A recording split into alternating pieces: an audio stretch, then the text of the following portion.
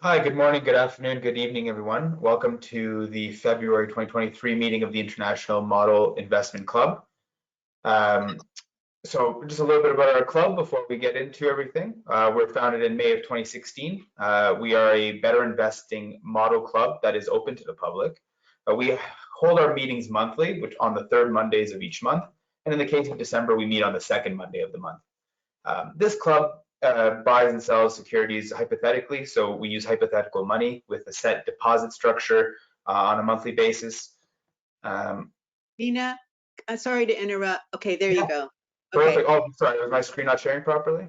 Yeah, we were on already. That's fine. Go ahead. Oh, I'm sorry about that. Okay. Well, so again, we use hypothetical money on a fixed deposit structure that's our treasurer is well versed in. And so the primary function of this club is to act as a learning lab. It allows us to apply better investing principles and fundamentals of stock investing to real world applications. It allows us to practice using the online stock selection guide and to learn different investing strategies, the operations of a club, and how to manage an individual portfolio as well.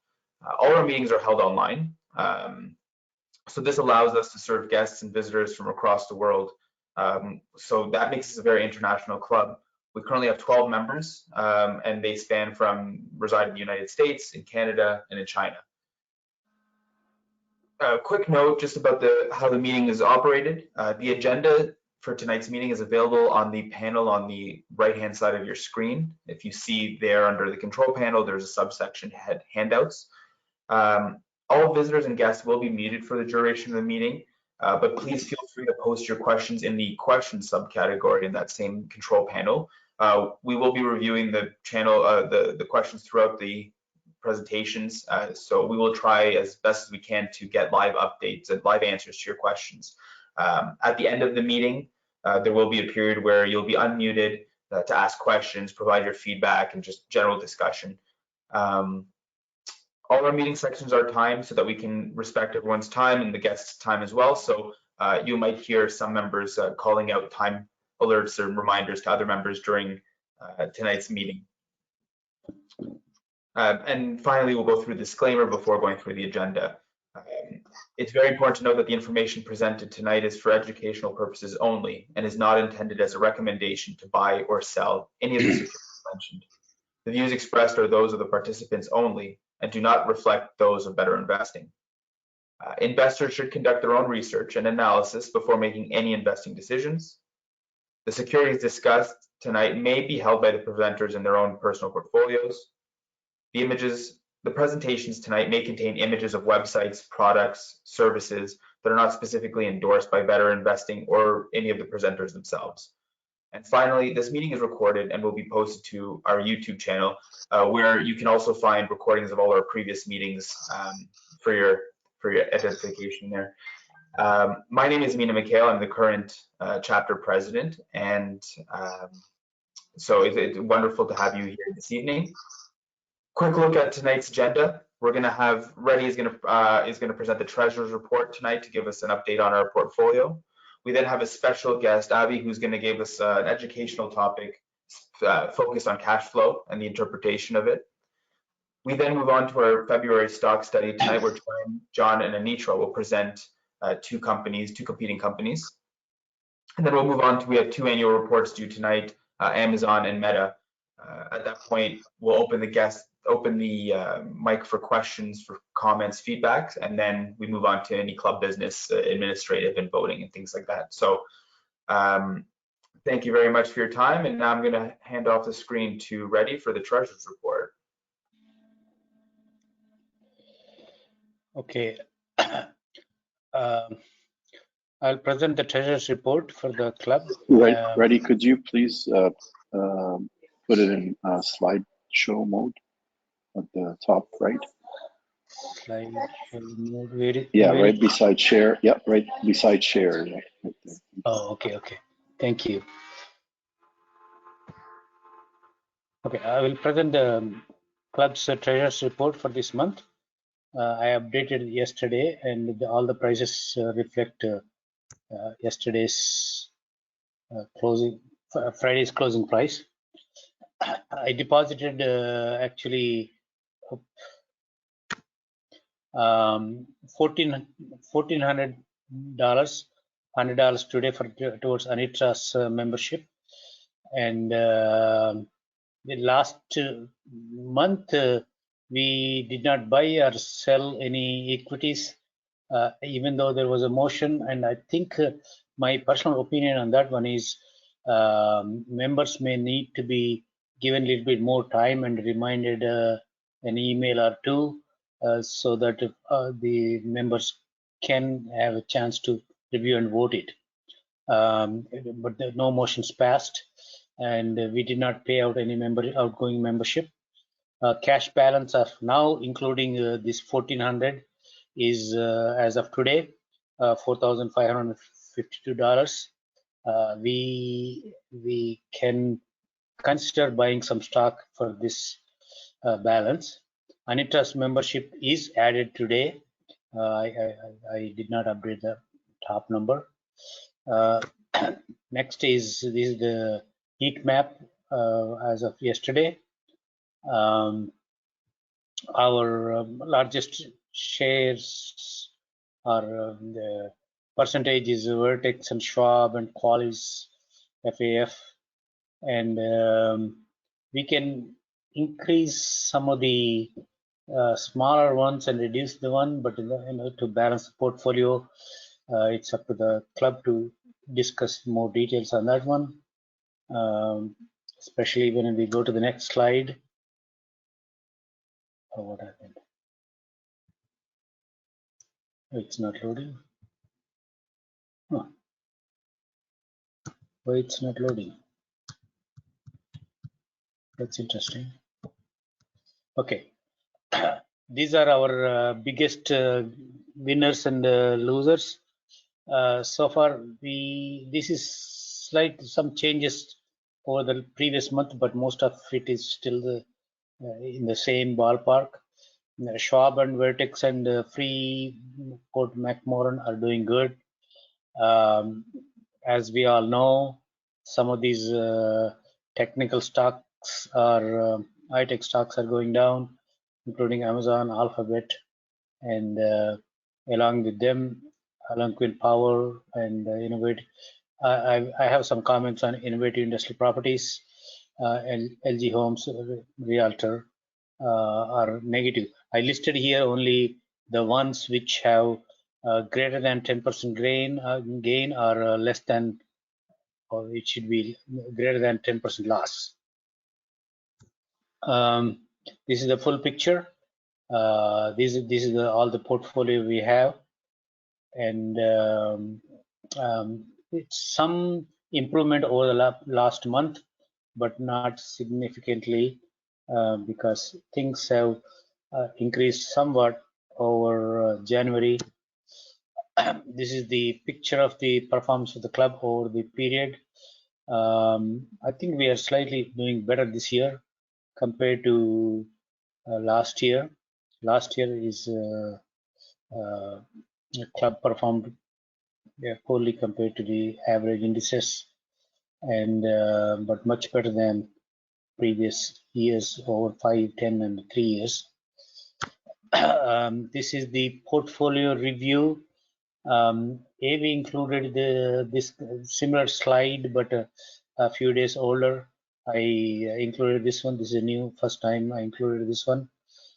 This gives an overall picture of how well we are doing. I would love to hear AV's comments today on our portfolio.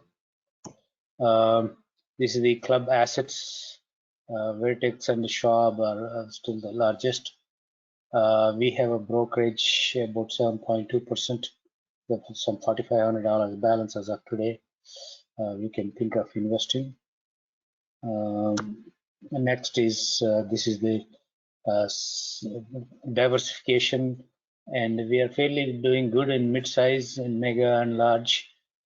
We can increase some small cap. We are sitting on the cash, and these are the percentages. So including medium and large is the about 50, 60, and over 70 and that gives the this is portfolio diversification. Out of 11 sectors, we are still missing the same 3 sectors. We don't have any in energy, we don't have any in the industrial and consumer discretionary. Otherwise, we are representing all others. Healthcare, because of the that vertex, little larger, but if you invest cash today in one of these missing the sectors, that will be good. Next is industries wise. These are all the different industries we have. 1, 2, 3, 4, 5, about 12 industries, which kind of are fairly diversified.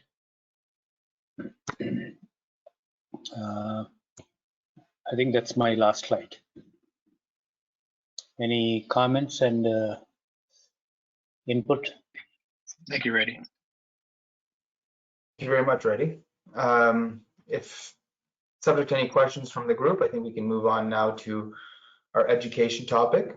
Before we have a special guest this evening, and before I pass on the screen to him and allow him to begin, I would like to introduce Javi Horowitz. Is a well-known presenter, having taught at the Money's Show and for Better Investing chapters nationwide.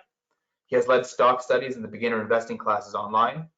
Javi has taught at the Better Investing National Convention from 2002 through 2017, and has written for Better Investing magazine and for the club section of the website. Javi was honored as a recipient of the Better Investing George A. Nicholson Jr. Distinguished Service Award in Investment Education in May of 2016. Javi serves on the board of several chapters and works with many chapters, including West Texas, Alaska, New Jersey, Inland Empire, Online Chapter, South Carolina Inland Empire, Alabama, and others. Javi served as a founding director of the Better Investing Volunteer Advisory Board and was a founding member of the Coast to Coast Online Investment Club. So, as you can clearly see, we have a very distinguished and experienced presenter and educator for us today. So, I'd like to thank Javi and pass him the screen now. So, thank you very much for joining us, and welcome. Okay, just bear with me a minute, make sure I get the right screen up there. I think if I did this right, you should be seeing my screen. You see a quick look at using financial statements presentation. Yep. Okay. First of all, I hope I can live up to that introduction. And I really am happy to be here. I will say this, I kind of got a very vague explanation or discussion of what I was going to cover from Jay. So I interpreted it as best as I can. So she asked me to visit and asked if I would talk about using the various financial statements. And I chose to focus on briefly explaining them and spending time on some quick things you might consider looking at if you decide to dig in. Explaining the statements, particularly cash flow, can take up the better part of an hour. So there really isn't time to do that. So we're just going to kind of move through. I'll talk a little bit about each of the statements and some of the things you can look at. So this is the standard disclaimer. Any stock mentioned is being used as a teaching example, not as an investment recommendation. It offers my own perspective, and before investing in any company, do your own homework. I may hold shares in some of the companies I mentioned. Better Investing's code of conduct prohibits me from benefiting financially from any BI education programs I teach. And I may mention products or services or websites not endorsed by Better Investing. And although I may mention them, I'm not endorsing them on behalf of Better Investing. And this meeting is being recorded and apparently will be on YouTube at some point. So we basically have three main financial statements. The balance sheet, which measures what the company owns and what it owes on a specific date or a specified date. The statement of cash flows, which measures how cash flows in and out of the business over a period of time. It shows how they're paying for their operations and their future growth. And the income statement, which measures how a company has performed at creating earnings over a specified time. So the balance sheet is a picture as of a moment in time. Cash flow and income statement represent activity over a period.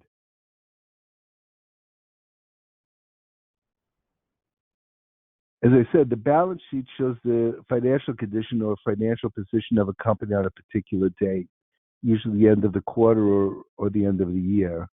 It shows a summary of what the firm owns, its assets, what the firm owes, its liabilities, which are basically claims against its assets, and the residual ownership in the assets, or what's left after the claims, which is the equity, the stockholders' equity or shareholders' equity.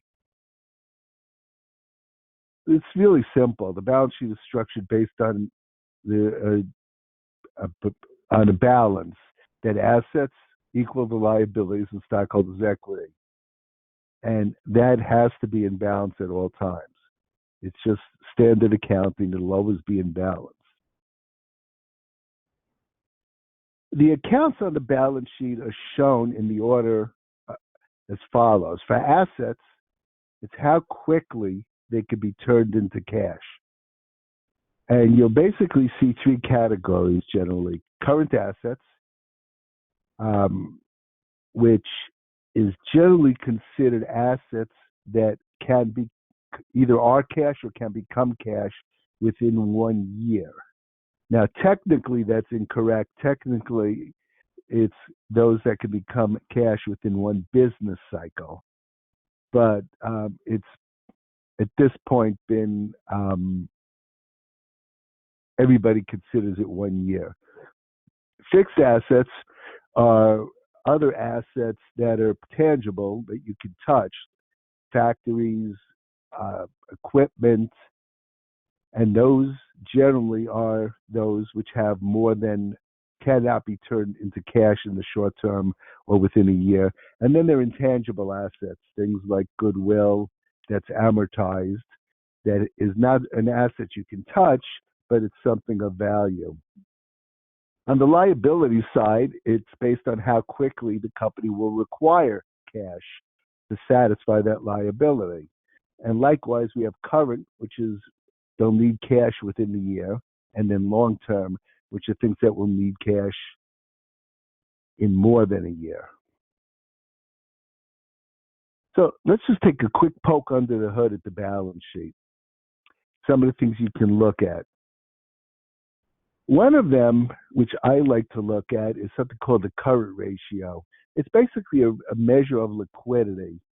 And what it measures is is the company able to pay their short-term obligations, or essentially the ones due within a year.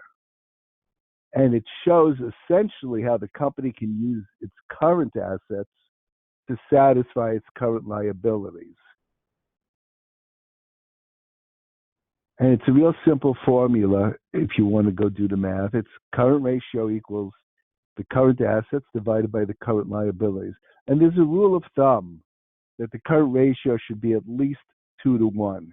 Now, this is my warning and my proviso on everything that's a ratio. A ratio is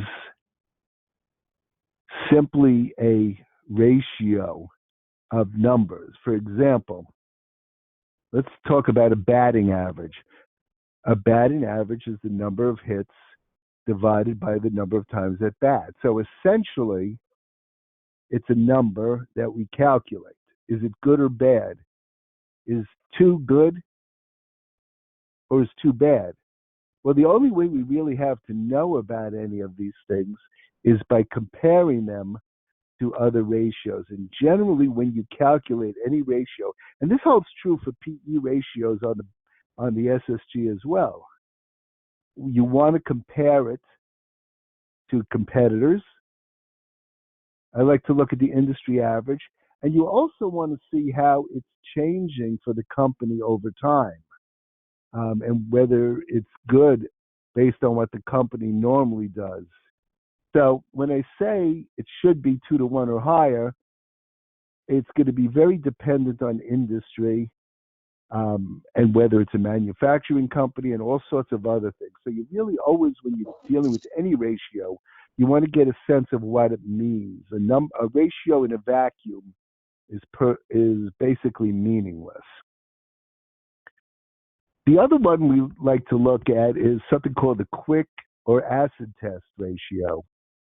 And that's basically a ratio that shows whether the company can be expected to pay its current liabilities, those liabilities that will need cash within the year, without selling its inventory or getting financing. So it's a little more conservative. And while the current ratio includes all the current assets, the quick ratio includes all the current assets except for inventory, because sometimes inventory doesn't turn over as quickly as it's expected to. And the formula for that is really simple. It's current assets minus inventory divided by the current liabilities. And again, a rule of thumb, which is meaningless unless you check it against the industry and how the company historically has done. But we kind of look as a very rough guess for a current ratio of at least 2 to 1 and a quick or acid test ratio of 1 to 1. So those are a couple of quick things you could do on the balance sheet with the numbers that are there. The next one that I really use in terms of the balance sheet, but does have numbers off the income statement, essentially sales, is something called the receivable turnover ratio.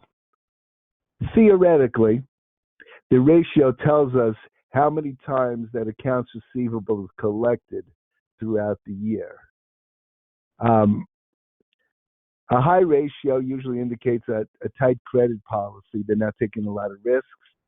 Or it could be all cash, mostly cash sales, or customers pay very quickly. A low ratio could indicate a collection problem. They may be too generous with giving credit, or they may have a lot of bad debts. I tend not to love this one, but the formula is the receivable turnover ratio is sales divided by accounts receivable. And again, what you want to track is over time, you're looking for changes in these ratios. And as I said before, you want to compare your results over the company's history and against the company's competitors. I tend not to look at this one. I do something a little different. I tend to look at percentage of increase. And what I do is I compare the year-over-year percentage of increase in inventories and in accounts receivable to the increase in sales. And what I want to know is, are inventories going up faster than sales or slower than sales? If they're going up faster, we should be looking to see if there's a problem with the company's product or why they might not be selling. They're producing more inventory faster than they're producing sales or growing sales. Same thing with receivables. Receivables should run in line, growth in receivables should run in line with growth in sales. If they're growing much faster, perhaps the company's having problems getting paid for the sales. So I tend to look at those two rather than turnover, receivable turnover. If inventory is growing faster than sales, you might want to dig in to the components. And inventory consists of three things. Sometimes two of these are combined, but let's just really walk through them. There's raw materials, which is basically what the company buys in order to produce its product. There's work in process, which are partly assembled goods. For example, in a car manufacturer, you can have fiberglass, you can have metal, you can have light bulbs. that would be raw materials. Once the frame starts to come together, that partially completed frame of the car is work in process. And then finally, there's finished goods, which are the products ready for sale. And if inventory is growing faster than sales, you might want to dig in a little bit, because there's two things that could be happening. Finished goods could be going up very fast. And what that might mean is they're not selling the product. They're finishing making it, and it's sitting there on the showroom floor, which is expensive for the company. They've got to store it. It can become obsolete. So that's not a great thing if they're backing up with finished goods. On the other hand, if it's the raw materials or the work in process, and sometimes those are combined, if those are going up, it could mean that the company's expecting a rapid increase in sales, and they're gearing up to be able to provide the product. So if inventory is going up faster than sales, it's a really good thing to dig into, and they give you a clue that the company's expecting sales to grow fairly nicely. The one thing I will say is the balance sheet only shows inventory as one number. You've got to go digging into the footnotes to find the breakdown. And I'll also say, in a company that just buys things and resells them, you're not going to really have raw material and work in process. They're basically buying the finished goods, so you won't have this evaluation. So that's a real quick run through of the balance sheet. So what I want to do is I want to kind of move on to cash flow. The cash flow statement is one of the most incomprehensible statements ever created by mankind. But what it essentially does is it shows the sources and uses of cash that flow through the company. It shows where the money, dollars, came from and where it was spent. Now, we're talking about dollars, not income and expenses. We're talking about actual cash dollars. And it highlights an essential point that cash is king, because ultimately the company needs cash to pay its bills and to pay dividends.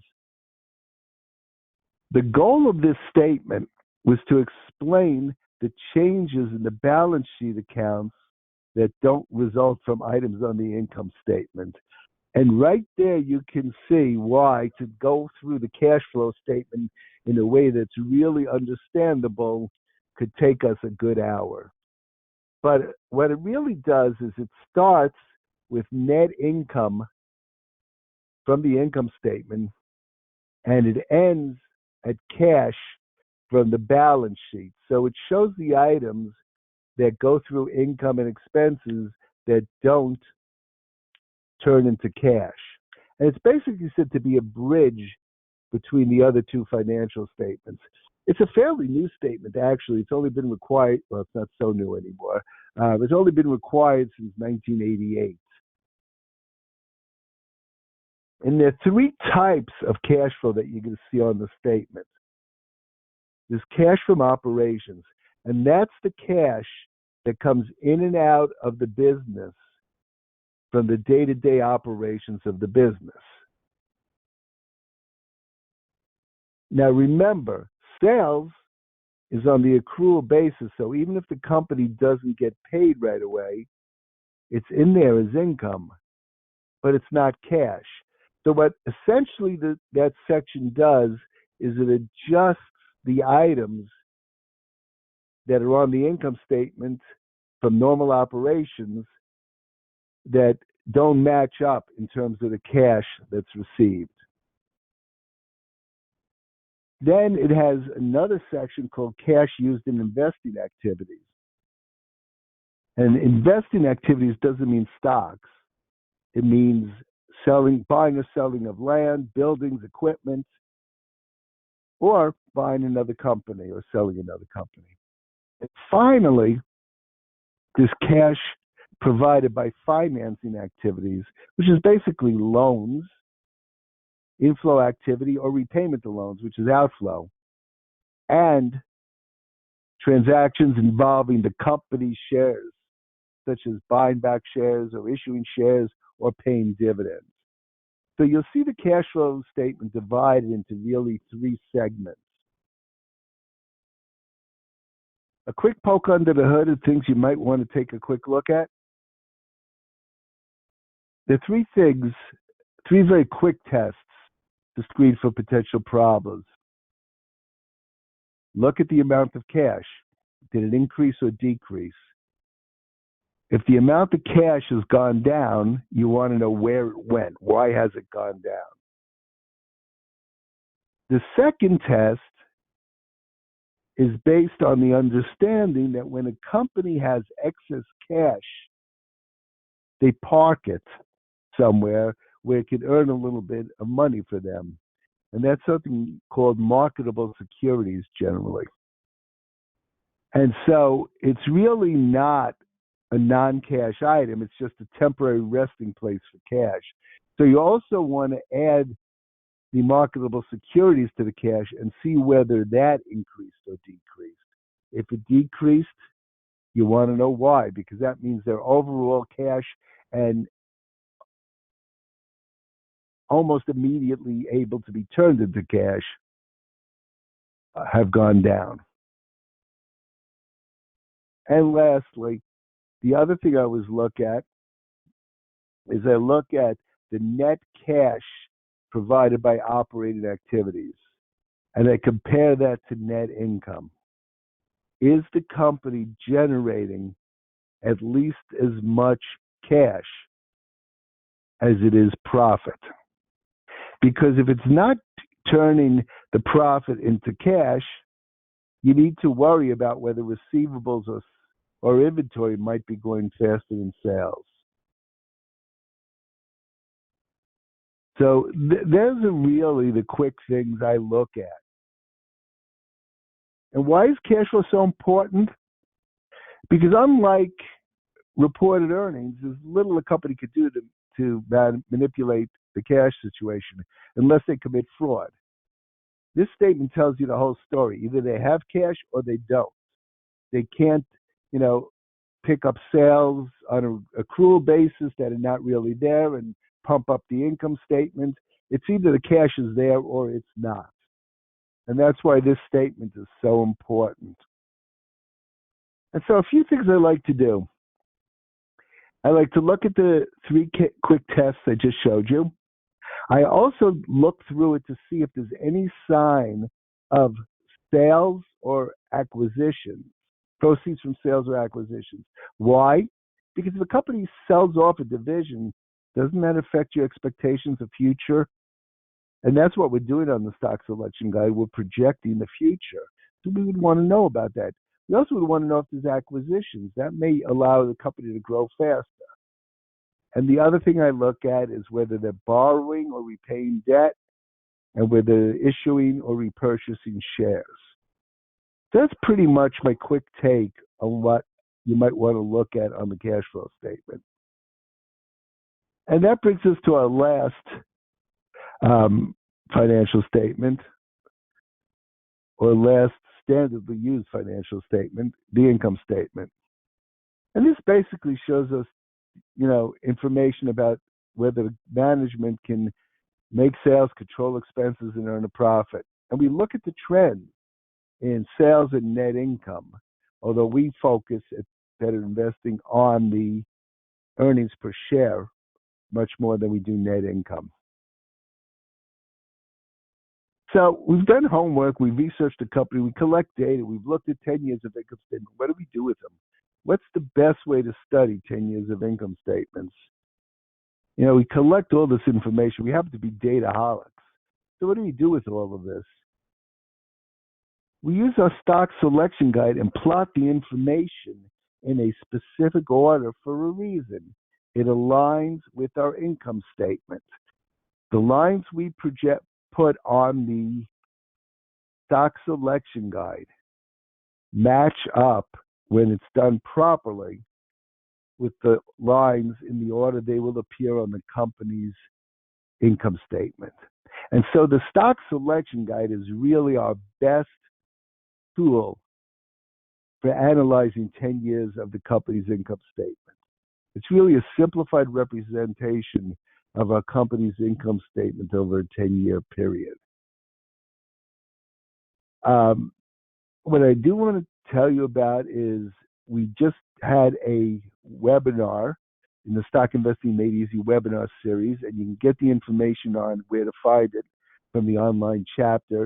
It was called Preferred Procedures Simplified, and we took a look at what the lines on the income statement show, what the lines on the SSG show us about the company's income statement and what might be happening in terms of things like expenses or profit margins, shares outstanding, and taxes, which are the things we want to know about when we project the future.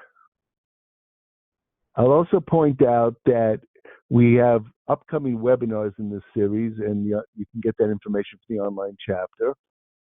This is the schedule for the remainder of 2023. Under the Stock Investing Made Easy webinar series, we're going to, on June 29th, there's going to be a class called Row, Row, Row to Float Your Boat, and that will be on return on equity. And then Don't Stay Tied Up at the Dock, Let's Get Our Sea Legs, which will look at the economy and economic indicators and what that might tell us, or what George Nicholson seemed to think it might tell us about what might happen in the shorter term, whether there's going to be headwinds or tailwinds on a company at various points in the economic cycle. And then on October 30th, there'll be a class called Tinker to Evers to Chance, which will look at George Nicholson's triple play, finding the best and hitting home runs in your investing. And finally, there's going to be a new webinar series called Protecting Your Portfolio, and we're going to have a two-parter called Let's Do the Twist on November 29th and 30th. So those are upcoming webinars, and again, all this information will be available through the online chapter.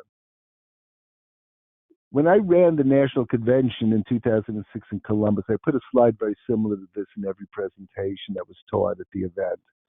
Better Investing has been good to me. I've learned a lot. I'm in a much better financial position than I would have been if I hadn't found Better Investing.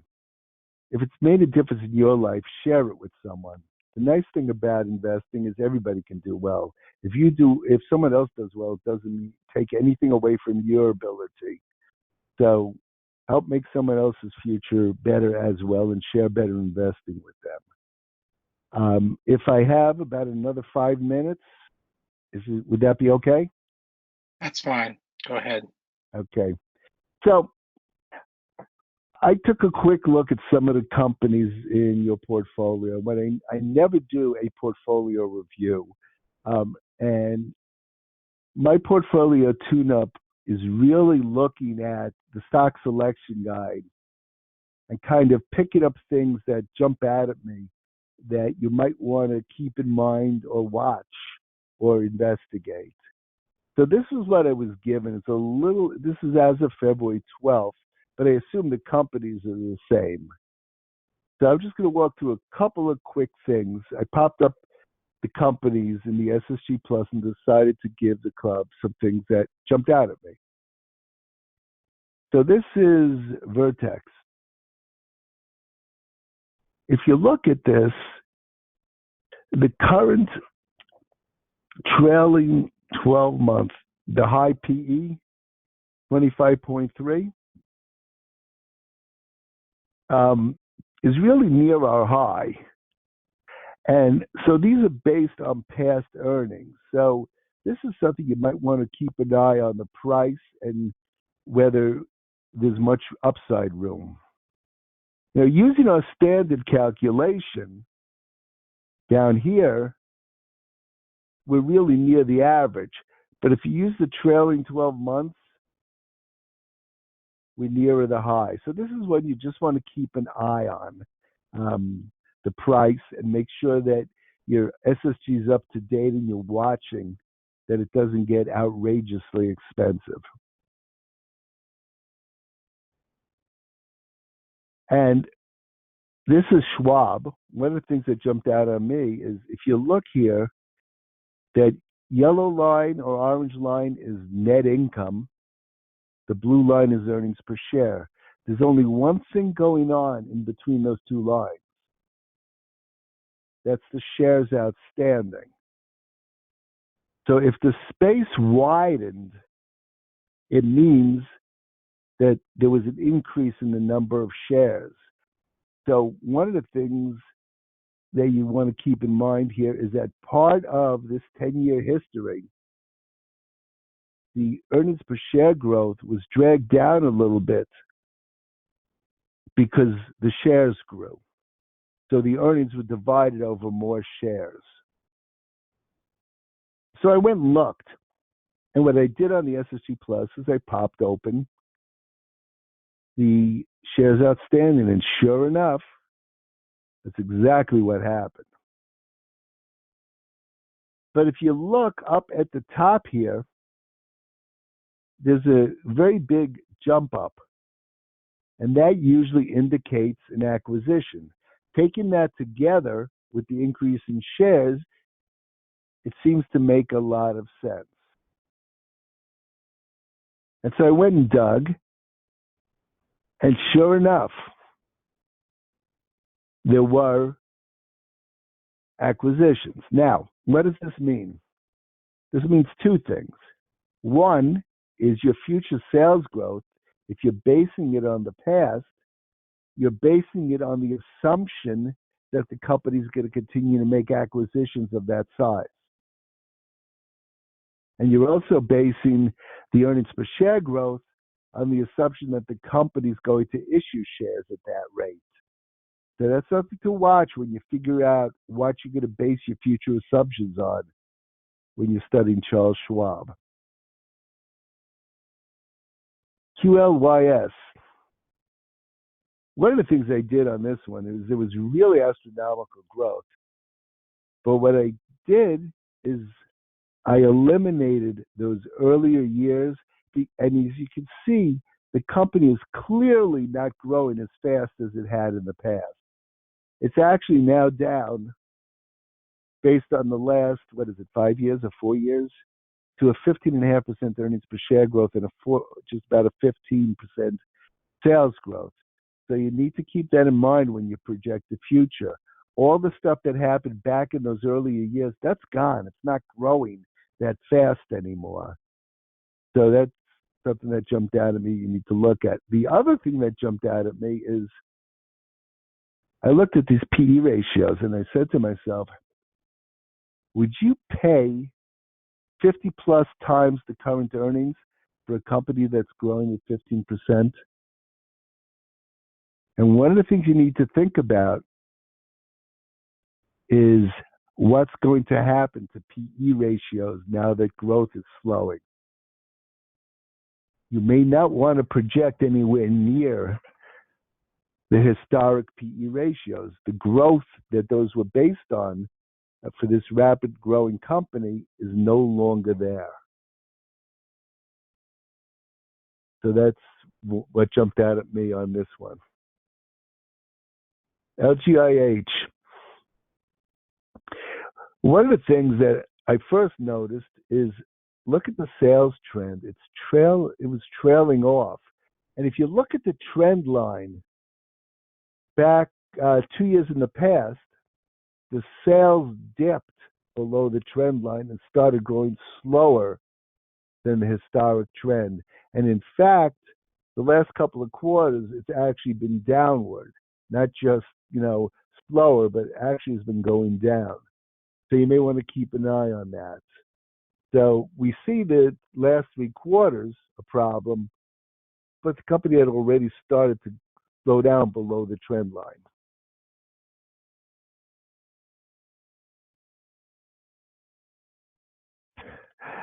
Google. Are the sales slowing? One of the things that happened in the last year, if you look at the space between the red, green, and pink lines, it's grown tremendously over the last year. So sales is kept up, maybe not that fast, but it's kept up. Pre-tax profit has dropped. What's going on between sales and pre-tax profit? That's basically the company's expenses out of every dollar of sales.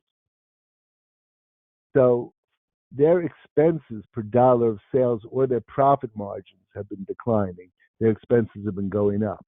And you want to take a look and figure out, is that reflective of what's going to happen in the future? Because in the past, in the earlier 8 years, the lines for pre-tax profit, the pink line, and the line for sales are almost parallel. They grew at the same rate. What happens if pre-tax profit starts growing slower? Well, then your earnings per share is also going to start growing slower.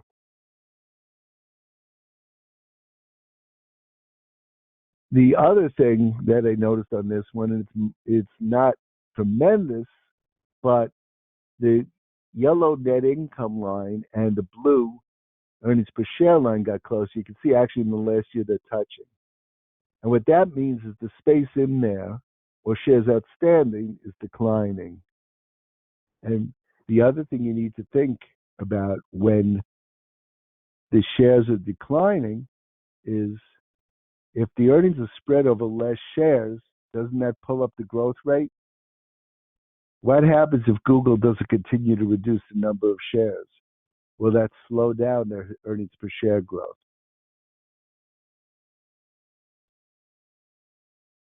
On this one, I guess my question was, is this a growth company? And with that said, I'm more than happy to take any questions. I'm more than happy for anybody to email me with any questions. If you do email me, just put International Model Club in the subject line so I know where I know you from, and it just helps me sort my emails. And with that, I thank you for letting me be here. Thank you very much, Avi. That was awesome. That was great. Yeah, thank you very much. Trying to squeeze a lot in a very short time. You did. Does anyone have any questions for Avi right now? Yeah, just one quick question. With respect to stock-based compensation, which tends to reduce free cash flow, how is that assessed on the SSG, or is there a way to identify that on the SSG? There really is no easy way to identify that on the SSG. It's one of the, we talk about the SSG covering about 80% of what you need to know about a company. Stock-based compensation is really one of the other 20% you got to do a little more digging into. I mean, obviously, from my perspective, it doesn't matter whether compensation is paid in shares or paid in cash. It's an expense. And I want, and I want to know about it, and I want to know what effect it has on the bottom line and what it means about the bottom line going forward. Because that's ultimately what we're doing on the stock selection guide. We're digging in to try to determine what's happening with the company so that we can determine what we expect to happen over the next 5 years. And if we find something has affected the bottom line, either for good or for bad, that's not going to continue into the future, then we really want to adjust for that when we project our future. And that's the whole, besides the specifics of stock-based compensation, that's really the beauty of preferred procedure. Because what it does is it allows us to look at each component that contributes to the bottom line and get a sense of what's happening and whether something's helped the company grow its earnings per share in the past or hurt it. And then we can determine whether we expect that to continue, stop, or reverse itself, and we can determine what that might mean to our earnings per share growth in the future. And that's the main reason we use preferred procedure. Avi, I have a question. Hello? I'm listening. Yeah. SSG typically takes data from Morningstar, which is gap data, but a couple of years we have to correct for one-time items which are not relevant for business operations, like tax rebate 1 year, I think 2017 and 2021 for some reason. Those need to be corrected. So some of the anomaly you showed in SSGs is because of those not using non-GAAP data, but using GAAP data, right? So trends will I've look been different. I've been on a very big kick lately to remind people that our past 10-year earnings per share growth has been helped because of the Tax Cuts and Jobs Act, which reduced corporate tax rates. What will happen to future earnings per share growth if, one, we don't get another tax cut, but even worse, if taxes go back up? It's definitely going to make the company's earnings per share grow slower. And so when you're looking at an SSG and you see that the tax rates, and you can see it right on the SSG by looking at the difference between how far apart the line for net income is for the line from pre-tax profit. And they grew further apart. They were further apart prior to the decline in tax rates. Taxes got smaller. If you could see it right on the SSG around 2017. If that doesn't happen, first of all, that affected our 10-year growth rate. Second of all, if that doesn't happen again, or as I said, worse, tax rates go back up, that's going to drag down our company's future earnings per share growth. And we need to keep that in mind. And I don't think it's been talked about enough, because I think that, we're all projecting preferred procedure based on current tax rates. And what we're basically saying is, yeah, Congress is going to get it right, not do anything to raise taxes. And from my perspective, and this is personal opinion, there was an awful lot of money given away to help, offset the effects of COVID and to keep the, people, able to do what they had to do and keep businesses around. I can't imagine how we're going to cover that and reduce our deficit if we don't do something about tax rates. So it's something to really think about when you project future growth. Do we think tax rates are going to stay as low as they are, regardless of what Value Line or anybody else is going to project at this point based on what they know? The reality of it is you need to think independently and figure out, hey, our tax rate's going to stay this low, because if not, our earnings per share growth is going to slow. So, it's not so much an issue of GAAP, non-GAAP. I'm generally in favor of using GAAP because that's pretty much standardized reporting. But you need to know what goes into it. We have the same issue with the change in leases. There was a bump up in expenses because people had to recognize leases. And the truth of the matter is that's a one-time thing. You might want to consider how that affected the past 10 years when you project the next 5. Awesome. Well, thank you so much, Avi, and great presentation. Really a lot to think about. Helps us with our analysis, and yeah, really do appreciate it. We do need to now move on to our stock study for the month. Joanne, John, and Anitra are in charge of that. I'm going to hand off the screen to Joanne. Is that you're the right person on your team, or who should I be handing it to first? Yes, that's the right person. Perfect. And Nina, while you're doing that, I'm going to just let everybody know I'm going to drop off. It's the middle of tax season and I'm fried. Perfect. So I'm going to call it a night. Thank you very much, Avi. Thank you very much. Have a good evening, everyone. Appreciate Take care. it. Bye-bye. Bye-bye. And now, Joanne, I think you should have control of the screen whenever you're ready. Okay.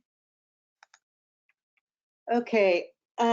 So for this month's stock study, the group is myself, Joanne, Anitra, and John. We chose the communications equipment industry. So quick, going over the agenda. I'm going to do the industry overview with trends and challenges. I'm going to say why we pick this sector, which is a technology sector, and the companies. And then actually, Anitra will do Clearfield first, and then John will do the DIGII International next. So we picked the communications equipment industry, which is part of the technology sector. So telecommunications infrastructure and equipment refers to any hardware used for telecommunication purposes.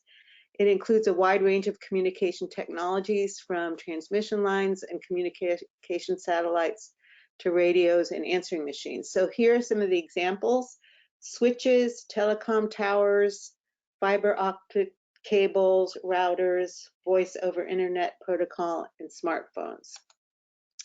So here are some of the trends and challenges. 4 key tech industry trends to watch: leading through macroeconomic uncertainty, navigating global uncertainties, transforming other industries through technology, and adapting to new regulations.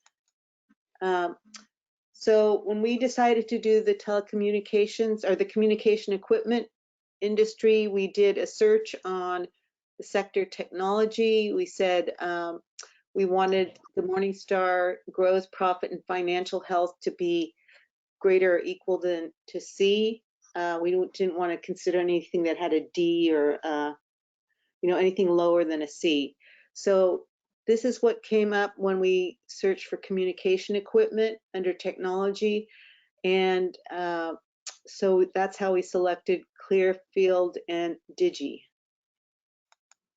So let's see, Clearfield is part of the fiber optic industry, so they have what's driving their growth is rising utilization of fiber-based internet connections.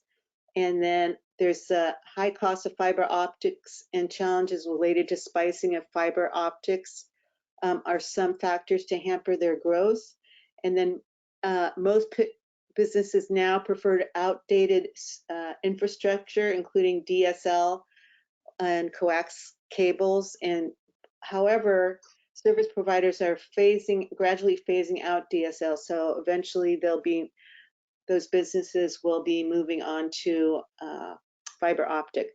So fiber optic is a vital component of network evolution, owing to capacity to handle higher bandwidths at faster speeds.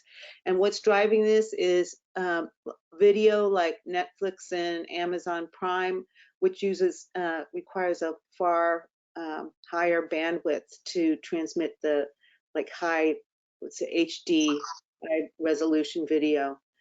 Sorry about the blurriness, but this is the North America fiber optic market size. So growing from 2014 to 2025. And as you can see, it's gradually growing. And then, so this is the market is expected to register, I guess you pronounce it CAGR, of 9.9%. And it's valued at $4.54 billion in 2020. And then 33.4% of the global market was accounted for by Asia Pacific. And then based on components, hardware segment is expected to register a CAGR of 10.3%. And one of the key drivers for market growth is increasing demand for fiber optics in smart city development. So DIGII is the Internet of Things industry. So they have a projected growth of by 2025 to 27 billion connected IoT Internet of Things devices. There's increased replacement of 2G, 3G to 4G, 5G networks. And by component, the segment is hardware, software, and services. And by application, the segment is building and home automation, smart energy and utility, smart manufacturing, smart grid, smart retail, smart transportation, and others. So you can see that IoT industry is really getting into every aspect. So, and by end use, so it's segmented into education and healthcare, defense and aerospace, information technology and telecommunication, retail and e-commerce, manufacturing, and others. So they're expected to register a CAGR of 24.1%. Their market is valued at $5.91 billion in 2021, and North America accounted for 43% of their global revenue. Based on deployment type, cloud segment is expected to register a CAGR of 24.9%, and one of their key drivers is increasing demand for automating industrial operations. So next we come to Clearfield that Anitra will be describing. So Anitra, I'm going to give you make you presenter. 1 second. Okay.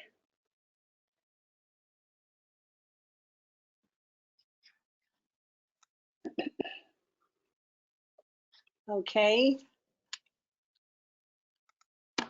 Clearfield Incorporated manufactures, markets, and sells standard and custom passive connectivity products to the fiber to the premises enterprises and original equipment manufacturers markets in the United States and internationally. Second, here we go. Here we are. And that's what Clearfield do. They provide fiber protection, fiber management, and fiber delivery solutions that enable rapid and cost-effective fiber-fed deployment throughout the broadband service provider space. For phase 1 of their growth, building fiber rings for 5G requires more fibers per cell than lower 5G. Carriers and construction companies are responsible for ensuring more fibers are built. Phase 2, adding small cells to densify mesh requires much more fiber when going from 3G to 4G to 5G. Carriers and construction companies are also responsible for this phase. Phase 3, integrating active cabinets within the small cells is where Clearfield gets involved. Their products help service providers reduce the high cost associated with deploying, managing, protecting, and scaling a fiber network. Why Clearfield? Clearfield is targeting a large, underserved and unserved market. Their solutions are easy to install, reducing labor time up to 50%. Access to multiple government subsidy packages aimed at broadband deployment of $42 billion and potential access up to $100 billion for the industry with loans, grants, and combinations. Clearfield branched out to Europe, acquiring Nestor Cables July 26, 2022. Over the past 3 years, their annual revenue has grown 70.6%.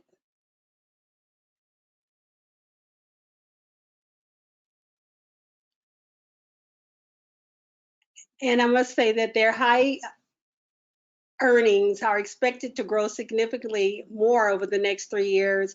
Revenue versus market has been 20.2% per year.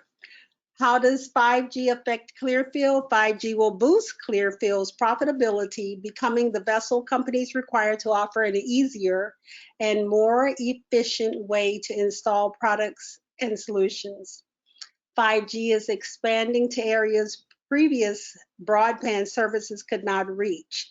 Their biggest customer is fiber to the home, providing equipment for broadband connection, along with multi-dwelling units and multi-tenant units, wireless and business services. Clearfield has resources at your disposal, starting with their wireless and distributed antenna systems, along with small cell wireless environments, plus 5G front haul and 5G fiber termination issues and solutions. Because the demand is so great for 5G and the backhaul, and there is a backhaul, Clearfield is in position to step in and fill that gap, not only in North America, but now Europe. In 2020, AT&T no longer accepts new DSL subscribers. Still, however, there are 500,000 legacy DSL subscribers. Strengths and opportunities. Clearfield's strategic move to purchase Nestor Cable for $23 million from a Finnish vendor. The true value may have been $145 million. Moving to integrate its supply of fiber drop cables to expand the availability of its Fiber Shield platform to the North American market.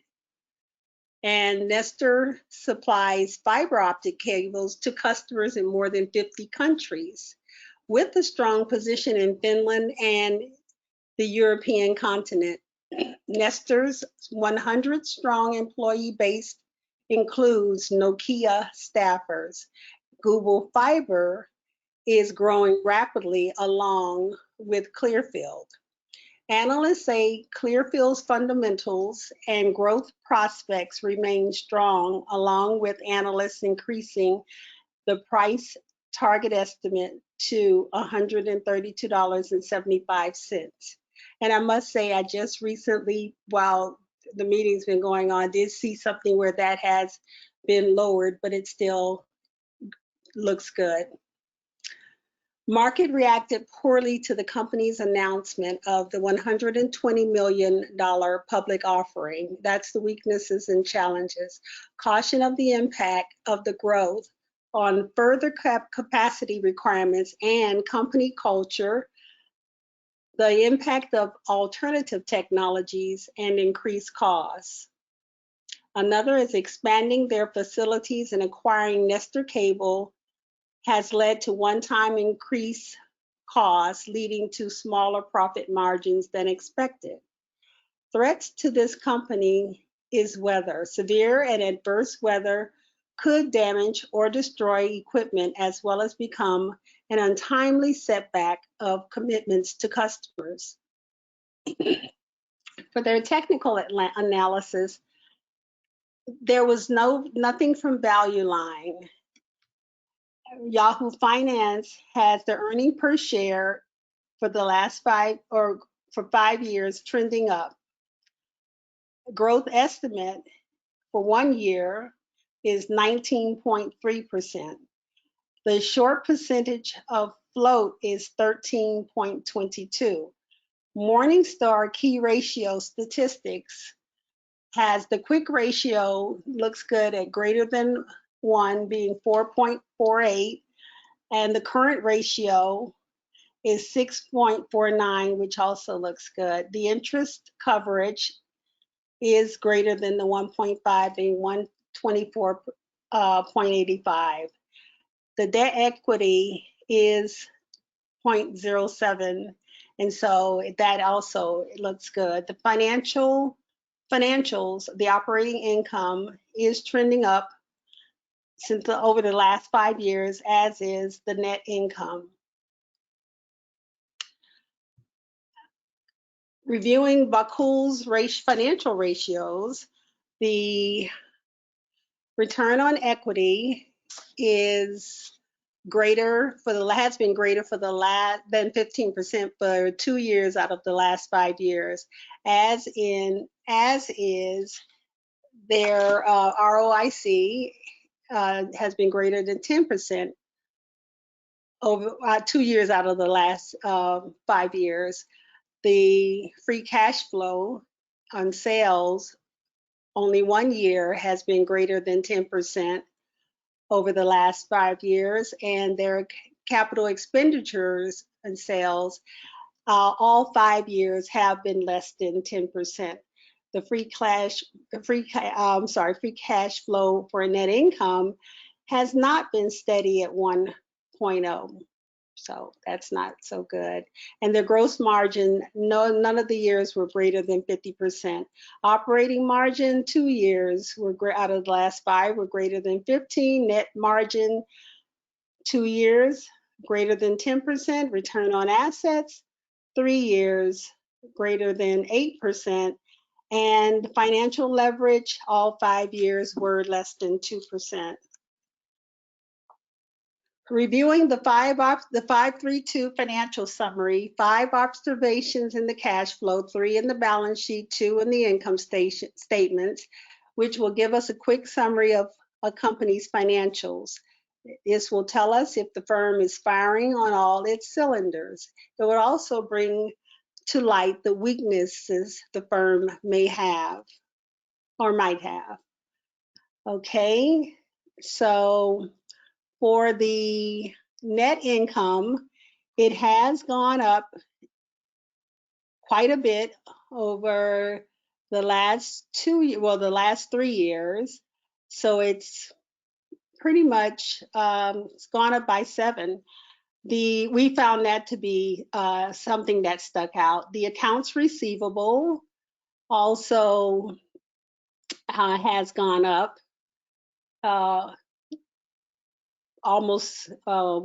It went up almost 10 times over the last 3 years. Accounts payable and accrued expenses has gone up over the last 3 years. The purchases of property, equipment, intangible assets and plants also up. And the borrowing of the line of credit, they hadn't borrowed on a line of credit in the last 3 years, but they did in 2022.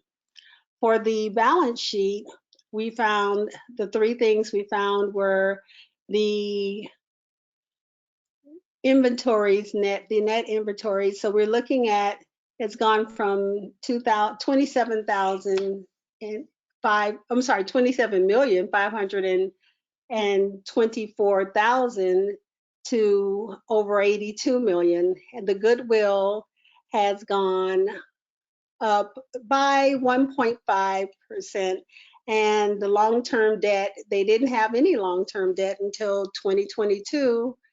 And they now have, that's over the last 2 years, not 5 years. And the long-term debt, they have acquired a long-term debt in 2022. On the income statement, the 2 things that stuck out were the selling of general and administrative products, and now we're looking at that has gone from 29,531,000 to over 49 million, and the interest expense was something that wasn't a factor, is now 311,000. So now we can take a look at the SSG.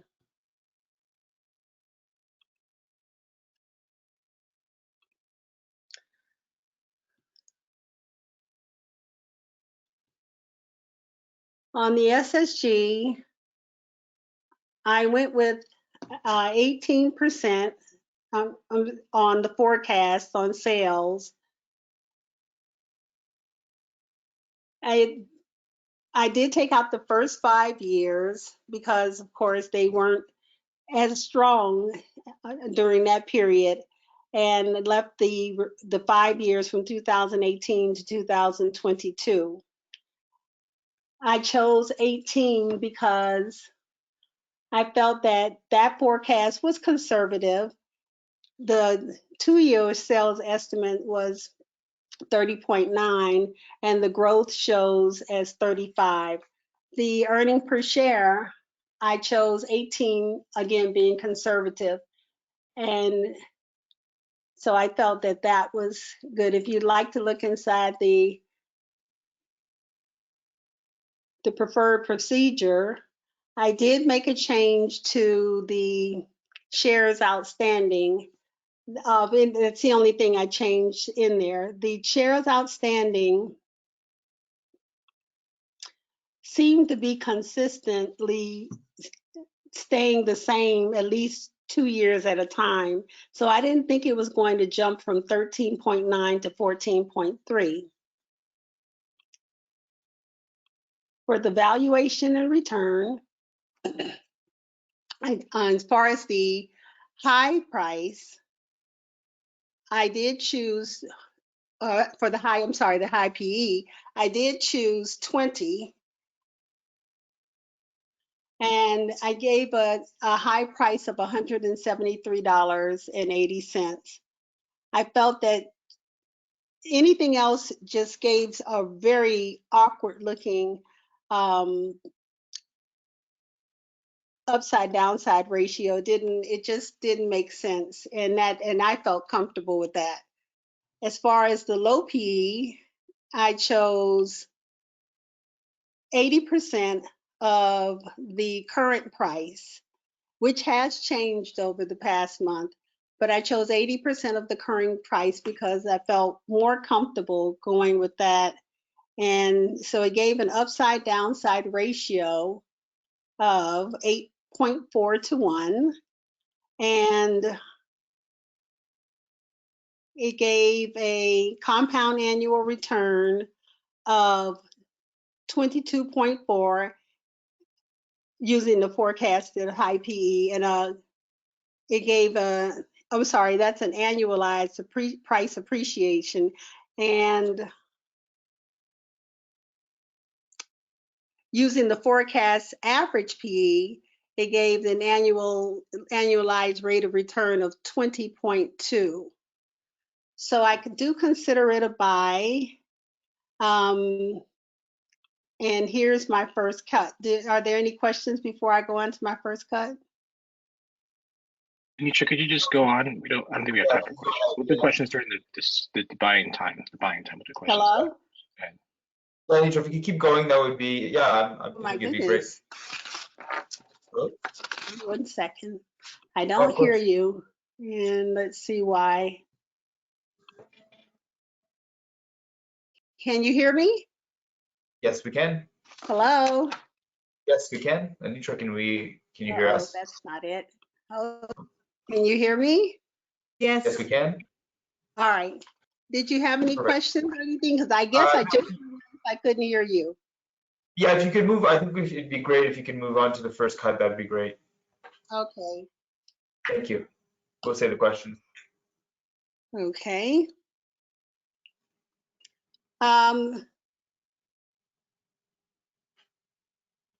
With the first cut, let's see, bear with me and see if that's off.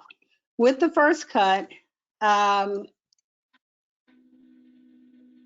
it's pretty, oh yeah, it says discuss why I consider to be a high quality growth company and why that it should be investigated further. Clearfield's global presence is providing a product and service which is in high demand in America and across the world. They're also expanding to Europe territories. And with the recent acquisition of Nestor, a small company whose price recently increased, there is a great need for 5G broadband in rural and underserved America, which is the area that Clearfield focuses on. Historical sales, as far as why did I choose my earning per share, historical sales has has steadily and consistently moved upward, tripling over the past 2 years. Earnings per share has steadily moved up in the past 5 years. Same for pre-tax profit over the past 5 years. The return on equity is also moving, has tripled over the past 2 years, and debt went up as well as because of the acquisition. The company makes money by designing and manufacturing and distributing fiber optic management, protection, and delivery products for communication networks. I selected the rate of 18% for sales growth because I mentioned taking out the first 5 years and being conservative. I just thought that that was a very strong number as far as what drives sales and growth and where would future growth come from. Demand of 5G in underserved areas is something that's very important. It's important because those areas, they're still working on broadband, many of them, and you can't build in areas that if they don't have a good, they're still working on DSL, I'm sorry, not broadband, but if they don't have a good broadband, they can't build, they can't grow. The areas can't grow, the communities can't grow, the agriculture is going to be relying on it, as well as the healthcare system is going to be relying on it with the Internet of Things that includes the healthcare devices and many other devices that we want and have in the home. And without 5G, you won't have a strong internet or strong signal, and it just won't work. So it's definitely a great demand for this product. And the fact that Clearfield makes it simple. It's a very difficult thing to put in and to actually connect people.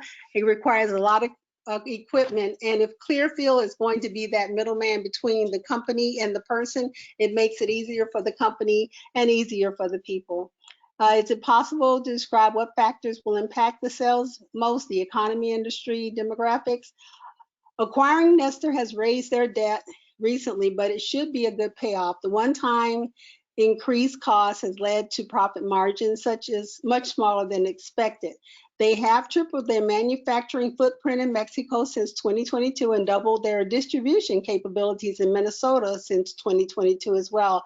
Though Nestor cables through Nestor cables, they vertically integrated their production line, making them less subject to supply line issues. Combining their operations in Finland and Mexico might lead to cost savings. So as far as, and I'm sorry, I don't know if I said it, but my earnings per share is 18%. I think I did say it on the other slide. So there's nothing that we got from, or that I was able to get from Morningstar or from Value Line. The analyst consensus we saw at 30.9 for 2 years. As far as in the 10K, I did come up with something that did show that there's going to be 40%, but it was only within a year.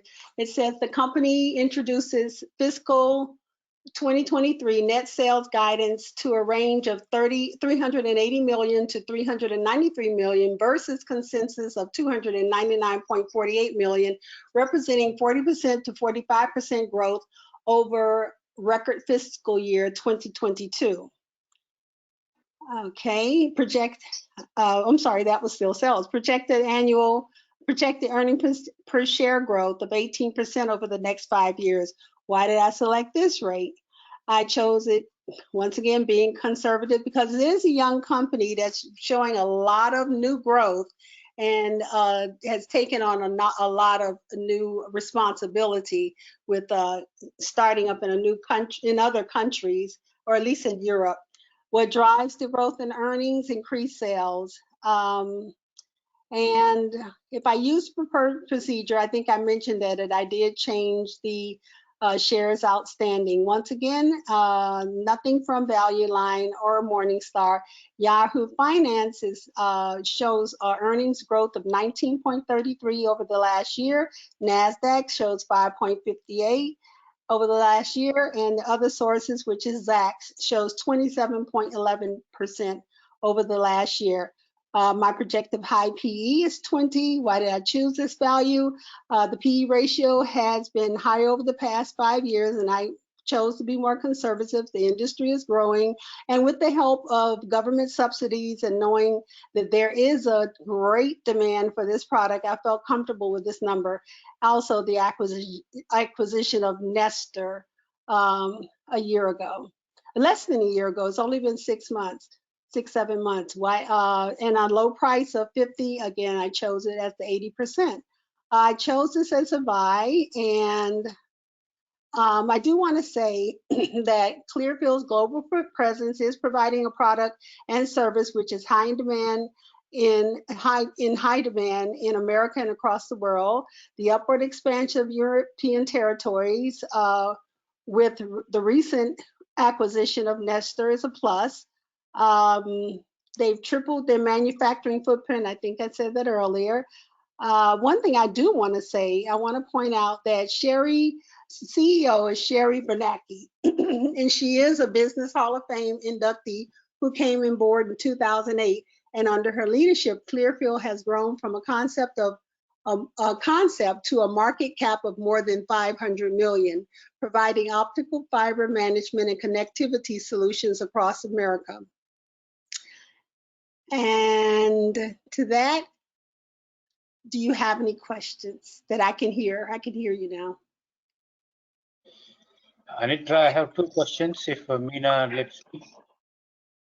Yeah, as long as we keep them relatively brief, Freddie, we have some time considerations too. But yeah, go ahead, please. Okay. This fiber optics companies, I own AAOI, Applied Optoelectronics. It's not doing well. And Clearfield is in BetterInvesting small cap informer list this month. And according to 50 days moving average and 200 days moving average, it says shows sell. You're saying it shows sell? What price, Freddie? Based on technicals based on 50-day moving average and 200-day moving average. Okay. Let's just buy it later then. Let's just buy it later. I mean, let's not worry about the technicals that much right now. Yeah, that's my opinion. Right. Do you have questions about the presentation, the fundamentals of the company, any of the data that you presented? Compare with other fiber optic companies. How does it compare? Well, that's what John is going to show us. We are comparing it to. I'm sorry. We're comparing it to the peer. The best peer we can find is DIGII, and that is something John is going to go over. And it does exceed. I feel it exceeds that. And the only other I see this Gilt satellite here, but there is another one. It's called Starlink. It's a digital satellite. It's not publicly traded. I think it has something to do with SpaceX, and that's it's not yet a real threat, but it is something that in the future might be a concern. Clearfield is going to be a slow grower, but I can tell you this: if anybody's ever owned property in rural areas, and as far as the farmlands, just the communities, I just see that it's the demand for it being great because it's going to be a foundation of how other growth can expand in other markets around America, especially. Anitra, I have a couple of just very quick questions. You may not have time to answer these, but just something to think about. Okay. You went through Bakul's 10 ratios, and a lot of the ratios were less than the baseline or the where they should be. So how do you reconcile that with what you're projecting on the SSG? And again, if we don't have time for that, it's just something we can discuss later or just think about. Okay. Well, I don't know exactly as far as, I don't know if we have time now, but they did shoot up recently. Their growth just jumped, and so a lot of the numbers aren't going to be quite as on target as you might want it to be, because it went from a very small company to just rapid growth. I think it's like a 1,000% over the past few years. So all 5 years aren't going to add up. It's like everybody wants a small company, and I think you just have to start somewhere. So everybody would know this more than I. Anybody else want to answer that question or might know it and can help me understand it? Let's move on to John's. Okay. I'm just trying to be considerate of time. Okay. Let's move on to John, and then we could discuss this maybe later after the presentations. Sounds good. Thank you. And so let's make John a presenter. All right, there you are, John. And thank you for listening. Thank you, Anitra. Thank you, Anitra. That was great. That was awesome. You know the company really well. Awesome job. I want to look at the agenda real quick. I think we're going to skip Meta. Megumi's not here and Jane is here, but I think we're just going to skip this until next month, right, Mina? Sure. Yes, that's correct. Yeah, and then Amazon's going to be pretty quick, I hope, with Piero, because we covered Amazon last month in detail. So back to the presentation. I'll change it over to the slideshow. And spoiler alert, we're not going to buy this company. You probably should have picked a different company. I'm sorry about that, but it's not going to be a high growth and a high quality growth company. So I'm going to skip a lot of stuff. I'm going to choose some stuff that I think is beneficial for us to learn, but not go over the company per se, really. So here's the technical analysis. You can see a lot of red, and quick ratio below 1.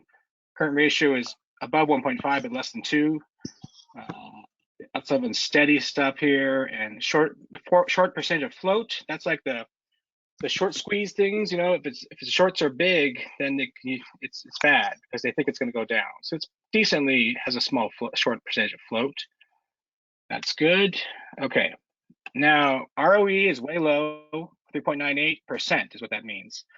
ROIC is greater than 10. Has to be greater than 10, and it's 4.8%. Some of these are yes in certain years, like free cash flow over sales in 2 years is what that means. CapEx over sales in 5 years, so all the years is good, I guess. Excuse me. Dang it. Okay, so then gross margin is yes in 3 years, but everything else is negative pretty much. So no, doesn't meet.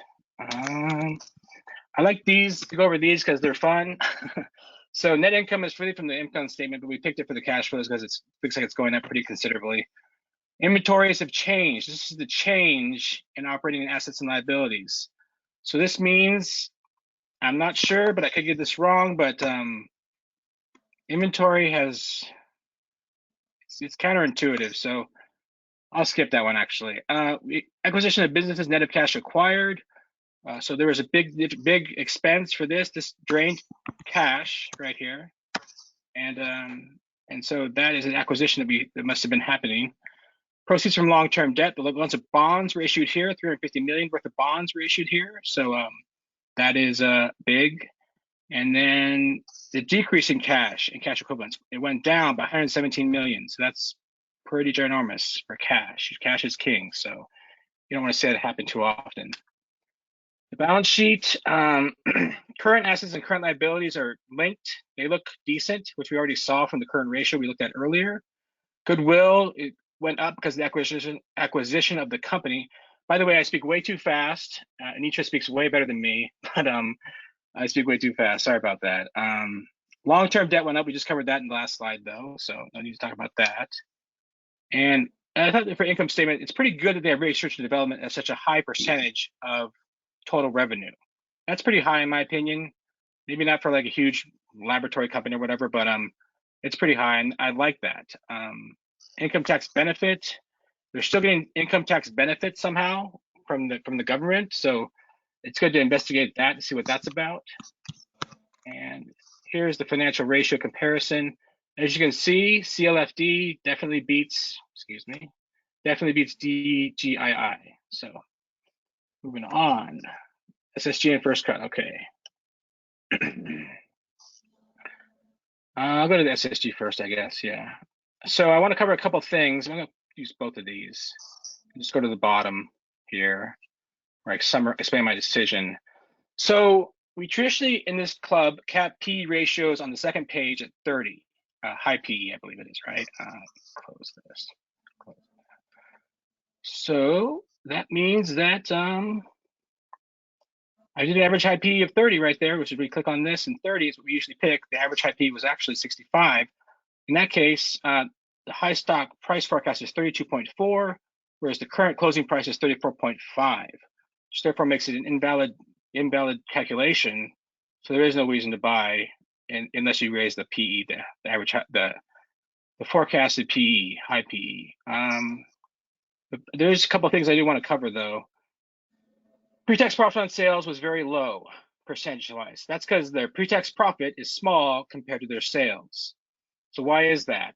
Let's look at the income statement real quick. And this is the income statement. As you can see, we looked at it earlier in brief, but they have a good gross profit margin, 216,286 divided by 388, 225. That's pretty good, but then they have a lot of expenses. They're spending money on sales and marketing. They're spending money on R&D. They're spending money on G&A, general administrative expenses. So their actual operating income is very small compared to their total revenue. So that's why pre-tax profit is small compared to their total revenue. So it's not necessarily a bad thing in my opinion, unless they run out of cash. But they did do this huge, the big bond issuance, which led from 12.4% to 34%. So they're generating cash to issuing bonds. Return on equity is also small. Why is that? Well, net income is small, or not, yeah, pretty small compared to the revenue. And then if you look down a little bit to the balance sheet, you can see right here, the total stockholders' equity is pretty big. It's good. It's not a bad thing, right, to have good stockholders' equity. Compared to debt, it's way higher, and that's pretty good. But so it's kind of deceptive, in my opinion, to look at these two numbers being small and think that it's totally a bad thing. It's not really a good thing, but it's not really a bad thing either in this case. And I think that's what I covered in my first cut too. So yeah, that's it. So I wanted to stop there because in the interest of time, and we're not going to buy this company, period. So unless someone has a really crazy way to fix it, the SSG. So I'll pass there and we can go on to the next thing or whatever Mina wants to do. Can you go back to the SSG? Sure. Because I know that I think it's Ann Cooney as it says not higher than 30, but the average low PE is higher than 30, right? Yeah, average low PE. Yeah. Let's try and put 40 in there. Okay. I was just going with what we traditionally do, but yeah, I know it's an exception here. So. And then how'd you come up with your forecasted low price? I didn't think too hard about it. I just picked the low price of the last 2 years. So lowest price in the last 2 years. Let's try the calculation. Okay. I click here, right? Here? Well, your average low PE forecast is not 62.8. It's probably, okay. What was it? 32.4. Okay. And then put the trailing 12 months EPS to 67. Or the low EPS, make the low EPS forecast 0.67. Change manual update and it automatically update. No, wait, click on manual update. Okay. Change it, yeah. Okay, here we go. Thank you. All right, update study. Yeah, 0.7 now. What's the current price? I have it on my first Scroll cut. up. No, just scroll up on the SSG. 34.5. It may be different on this because it's day late, Wait, scroll, yeah, scroll, okay, so what was your forecasted low price? 21.7. It was actually higher than what I had before. And Yes, the current price is 34 what? 0.5. Okay, that's like 62% of the, okay, 34.5 times 80%. Try 27.6 on that forecast low price. Okay. Yeah, All right. So how do I do it? Just put it up here? yeah, 27.6. All right. Okay, it's still, okay, still not a buy. Okay, I'm good. Okay, thanks, Joanne. I'm done too, unless the meeting you want to do something else or. No, that's great, John. I really appreciate it. Okay, so I mean, I think we'll come back to the general stock study when it comes to any motions for buy or sell. So maybe if we save any questions we have for the group until then, that would be great, and we can allow Piero to give us a presentation on Amazon's annual report if that's works for you, Piero. Yep. I will pass on the screen to you now. Then. Okay. Perfect. You should have it Show now. my screen. Okay. I guess you can see my screen now. Yes. Yep, we see your Yahoo Finance page. Okay. I'm gonna just get rid of this out of the way for now. Okay. I might as well show you the results that of Amazon. Net sales were up about 9%. So that, on the surface, that seems pretty good. This, I think what they have here, North America International, AWS. So everything was up about 9%. That's, okay, net sales. And then operating income was down actually. It was down by about 21%. All right, adjusted by FX adjusted for the international section would be down 27%. But the last presentation that I made, we on Amazon, the management predicted that they were going to miss, so they did miss. Okay. Anyway, so here operating income again is down 51%. FX would be even 54%. They just overbuilt infrastructure.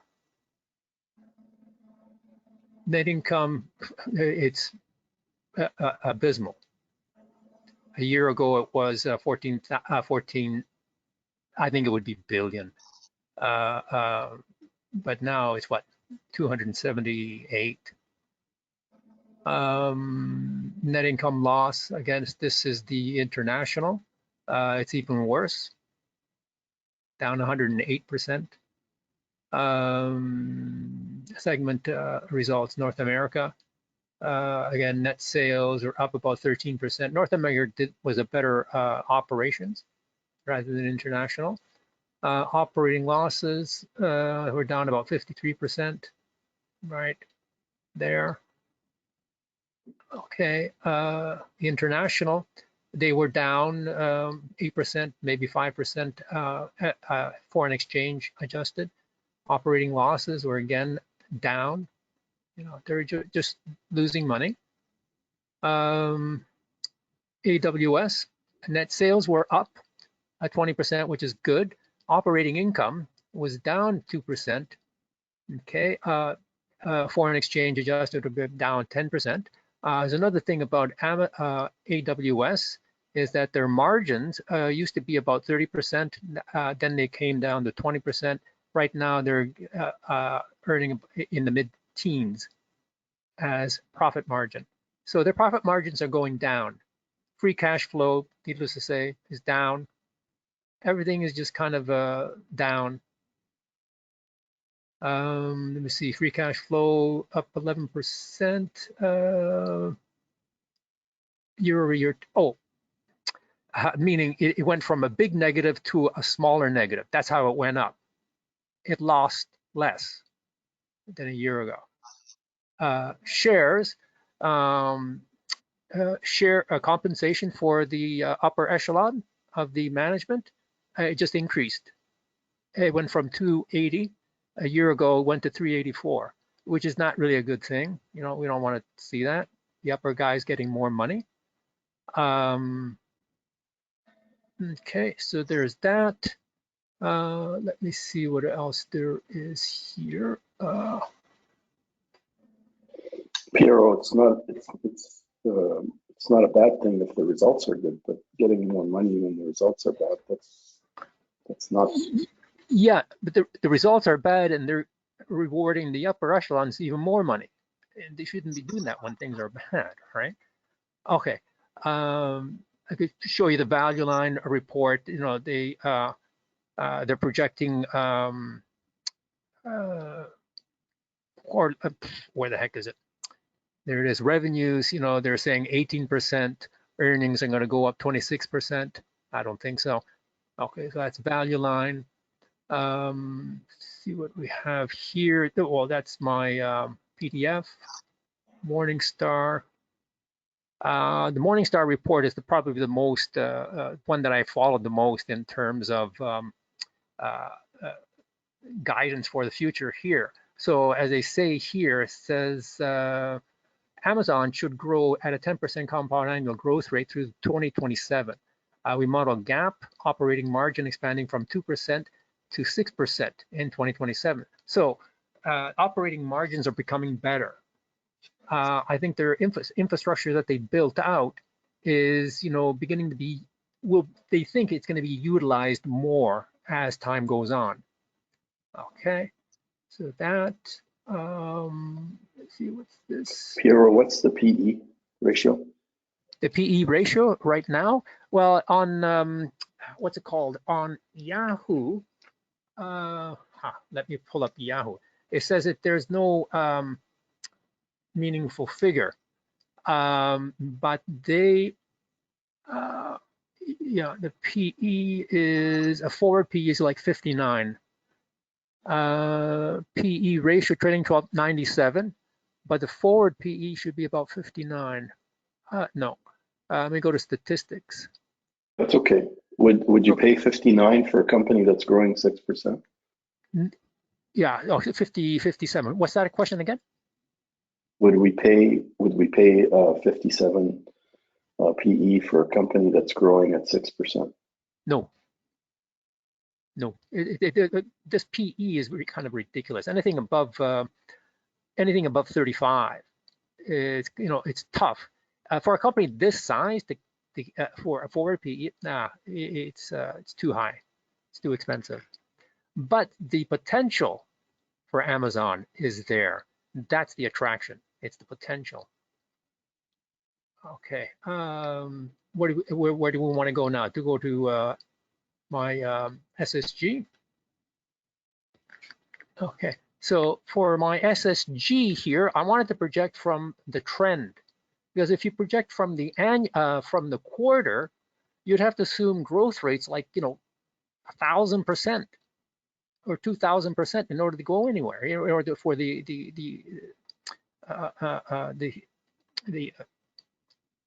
dot to appear on the graph, the data point appear on the graph. So what I did was I projected from the trend line. Now when I projected from the trend line, disappeared right here, right? But if, you know, one of the guides that I followed was the projections that Morningstar was making, these 3 points here, and what's it called, sales detailed estimates from Morningstar. So they put up these 3 dots.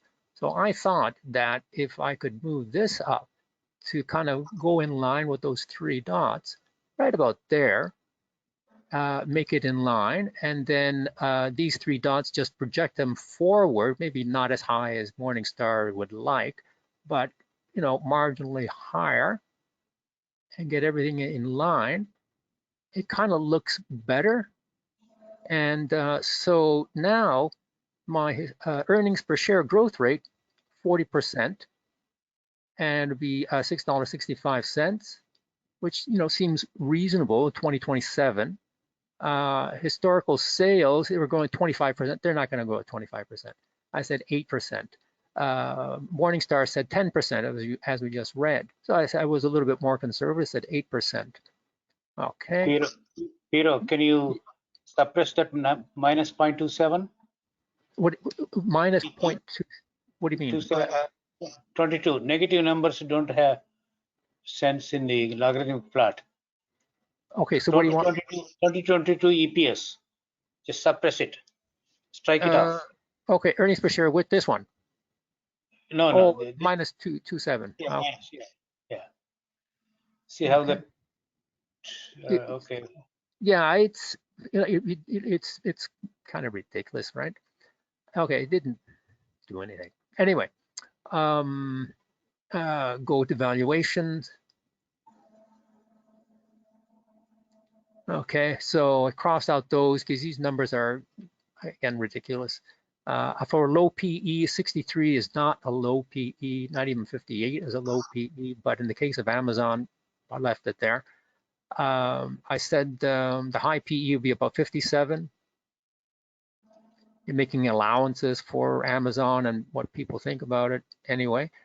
Earnings per share, no, it's not 107. I just changed that because on the graph there, 234 is a good price.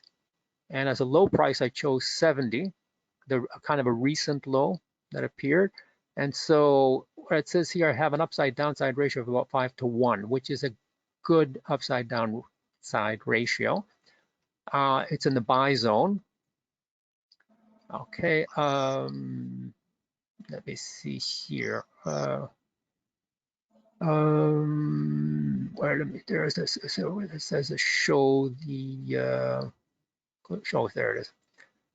So it's, yeah, I think, well, things here don't make sense because of the negative values. Yeah, so, okay, making those assumptions there, we would have compound annual growth rates of about 19% for the high PE, 17% for the low PE. Quarterly, we have the quarterly data. The ratios don't make sense because of the negative values. Quarterly data, we can look at that if everyone would like.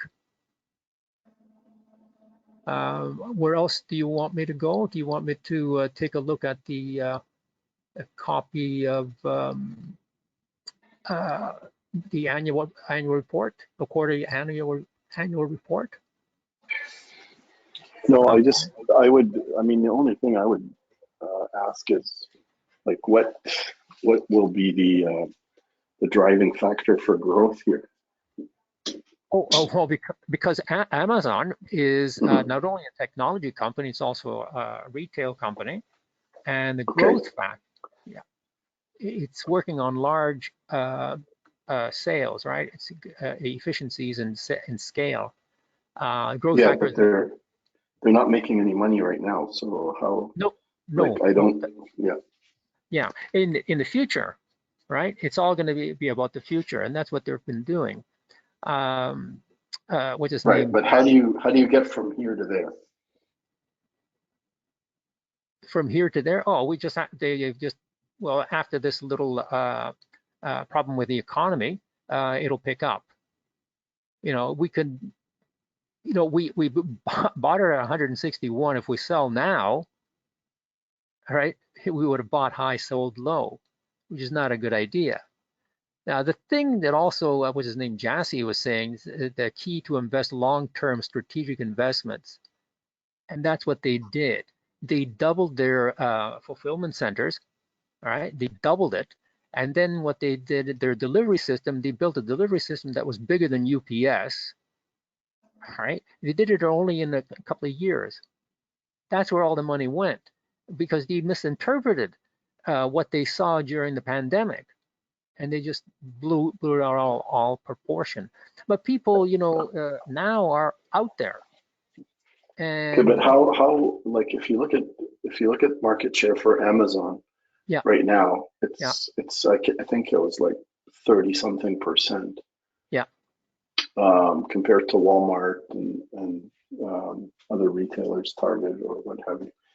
Yeah. So what does it have to grow at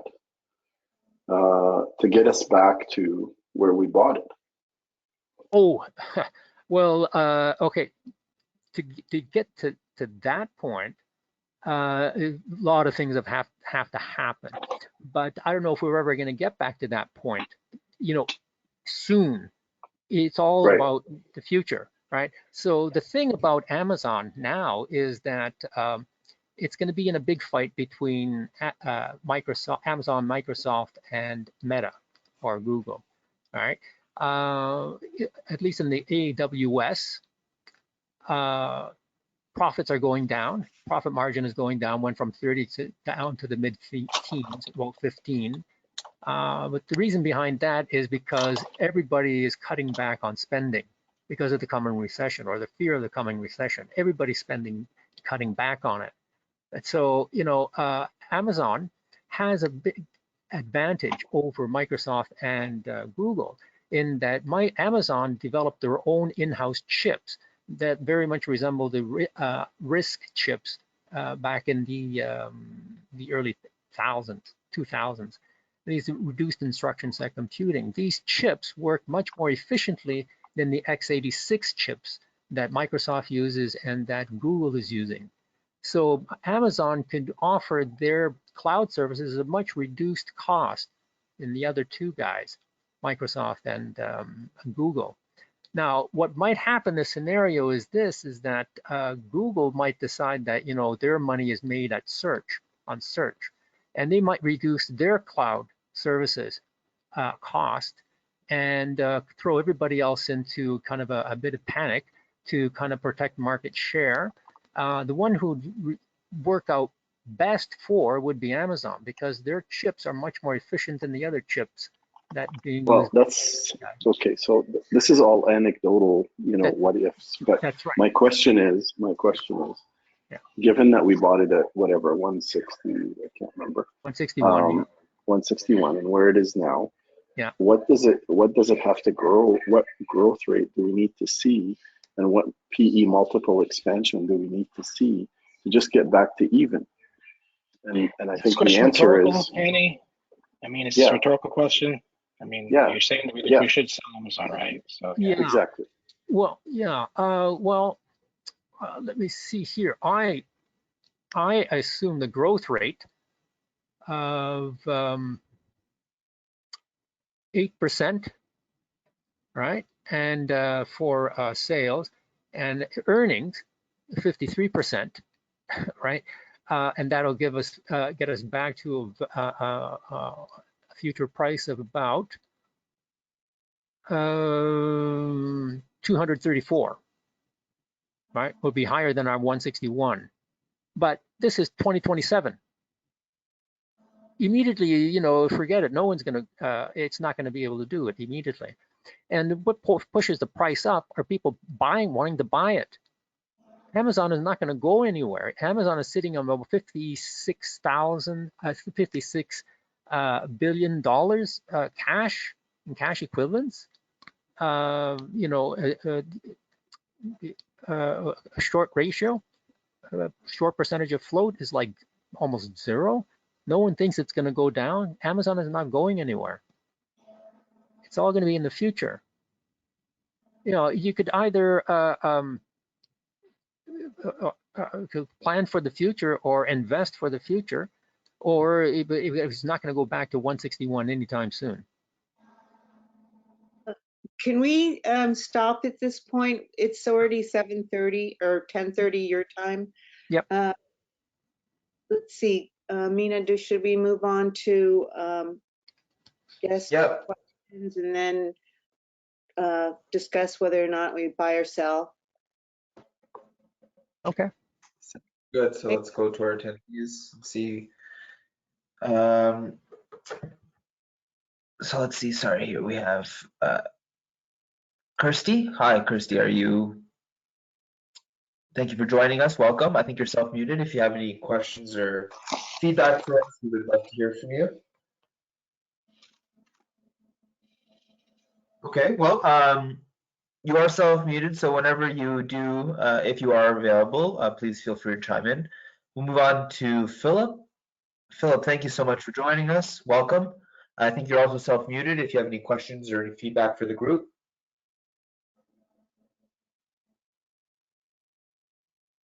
Okay, well, thank you for joining us, Philip. Again, looks like your hand is raised, but I'm not sure if you, again, please feel free to unmute and provide your feedback or questions, but if not, welcome. And now to Ron. Ron, welcome and thank you for joining us this evening. Oh, thank you very much. I just have a couple of questions on the Clearfield. You are looking at those 10 financial ratios of Bakul. And there's only 5 years worth of information there, which is excellent because that's all you got. So basically what I do, and this is just outside the parameters, is that I look at each box and I give them 10%.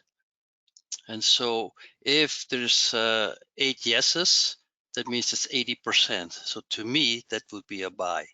But the barbed wire fence is the first 3. If the first 3 don't meet the qualifications, because what you want to do is you want to take a look at these companies and they got to be the best of the best. If they can continue meeting that requirement for 10 years, right? So here you got the 10 of them. And so let's take a look at them. So each one of them is worth 10 points, right? Because there's 10 boxes. But since you already only got 5 years worth, so that means that each yes is worth 2 points for one box.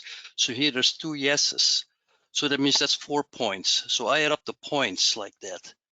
And so I just did a company in the club prior to this one because I had my own club that was going on, and I did Edwards Life Sciences, and we came up with an 80 that passed. So here you got the ROE, the ROIC, and the free cash flows and sales. So the first 3, they don't pass because out of the 5, you don't even meet 50%. That's 40%. That's 40%, and that's 10%. So 40 and 40 of those 2 and 10 is 50. It doesn't even qualify to be, for me at least, as a quality company. So you don't buy it just because you need a small cap. I want to have companies that meet all those requirements. And that's why you have to be so careful when you put stocks in your portfolio, because when you have a company like you had, like Amazon a minute ago, you don't have to make the money back with the same company, because the price you pay has a profound effect on your rate of return. So, maybe you need to sell half of it and put it in another company that has better growth. And then eventually within the next 2 years, you make that money back and your loss is not that much. You don't have to make it back in 1 month, but you do want to make it back. Okay, so how much risk are you taking? And like Haney was saying, he says, what do we need to do to get back to that $161 price that we paid? It's going for $94 or $97 right now. And so there's a time element involved. And so if you don't understand the time element and you don't understand compounding, the rule of 72, then you're not really investing wisely. So in this company, for instance, they don't even meet the requirement in the first 3, the barbed wire fence. So why, and it's good to look at this, but why, Bakul says don't continue after this. It's just like when you look at the SSG, if it doesn't meet section 1 and section 2, you put it on the watch list. You still do it, but you don't buy it until the quality improves. And with small cap companies, there's a lot of failures. So you have to be very, very careful how you look at these companies. Make sure that you get a quality. I agree. Like, I think that you can do an SSG and it might look good, but there's a reason why we look at these 10 ratios. Correct, because the SSG is only based on an income statement. And there's more to a company than just the income statement, because all it shows is sales, pre-tax profit, and net income. That's all it shows you, earnings. It's income statement. But as Avi just showed you guys before this, when he gave his presentation, one of the most important statements is the cash flow statement. And that's not on the SSG, because the SSG is 50 years old.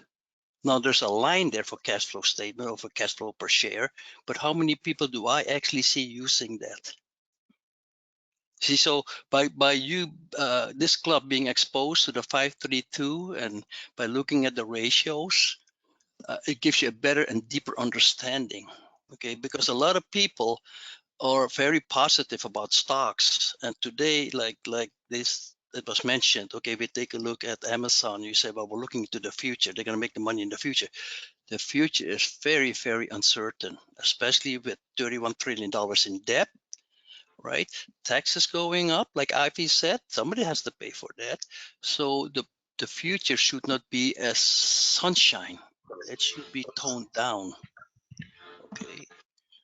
And that's I just want to bring that up, because when you look at those income statement, balance sheet, and cash flow, so if you look at the income statement, the first thing you got to do, you look at every line item and you compare it to your revenue. What's the percentage? Just like Ivy says, is the percentage going up or is the percentage going down in the last 2 years, the last 3 years? And you compare everything that's on the income statement with your revenue. On the cash flow statement, you go out there and compare every line item with the cash flow. And when you have those ratios, then you have a complete understanding of how the company is really functioning. Like at the income statement, there were certain items that really should pop out at you and that were completely missed. And when you're new, you don't catch that. But when you're doing that over and over and over again, then you say, wow, look at this inventory. Is this company growing by acquisitions or is it growing through organic growth?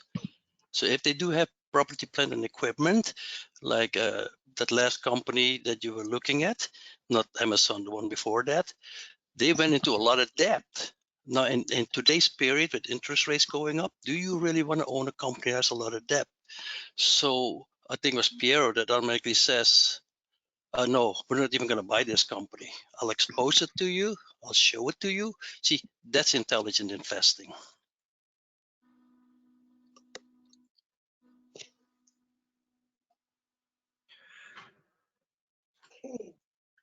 Oh, great. Thank you so much, Ron. That's very good points, things to mind. And I think you're right. John made a really good decision there to make that value decision early in the process, but still present the company so that we can learn from its example. So thank you. It's all learning. It's all learning, and that's what the model clubs are all about. And it's an excellent way to learn.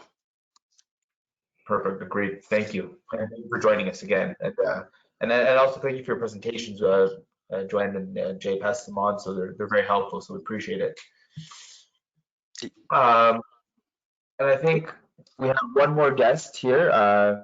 Shriram,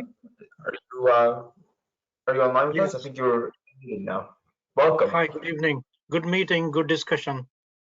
I have no questions. Well, thank you very much for joining us, and please feel free to join again, and we hope to see you soon.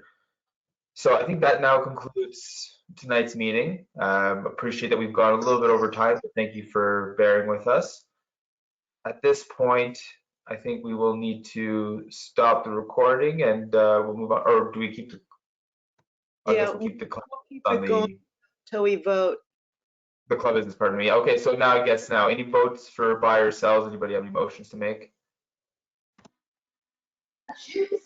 I'd like to make a motion to sell Amazon. Okay. All right. Motion to sell Amazon. How much, or all? Or I'm assuming all. Oh, any seconds?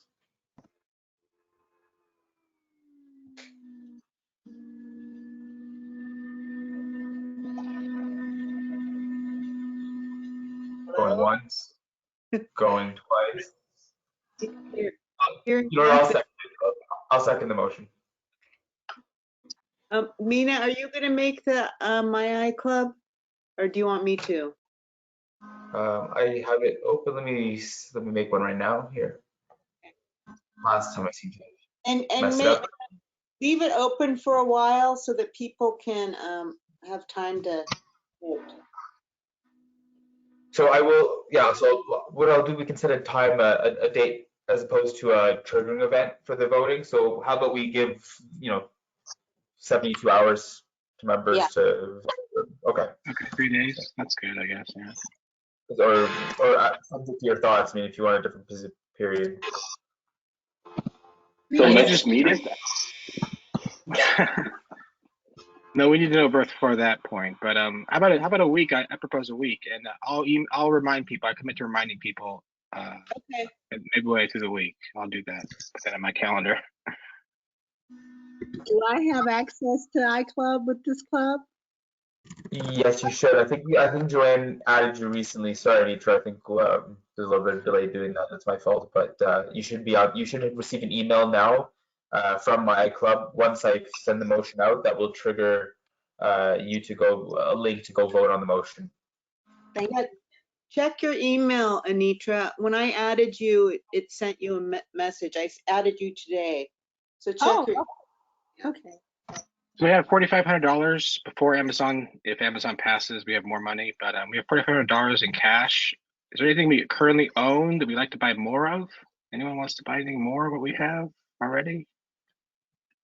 I It's gonna think be hard to cover all these stocks anyway. Well- Try to buy more of what we have. I don't know if we can actually buy anything without doing an updated SSG. Okay, good to know. Thank you. And I think we have quarterly reports next month, so that'll be a good. Annual. That'd be a good buy-sell opportunity. Oh no, we have annual reports, March. Right. Well, even better. Yep. Okay, so the motion, you should have it in your inbox now. If you don't see in your inbox in the next few moments, log on to myiclub.com. And if you don't again have any problems, if you don't see the motion, please just let me know and I'll do what I can to correct the error. Okay, so any other votes on any of the other companies or securities that we discussed today? Oh. Okay, so All right, yeah.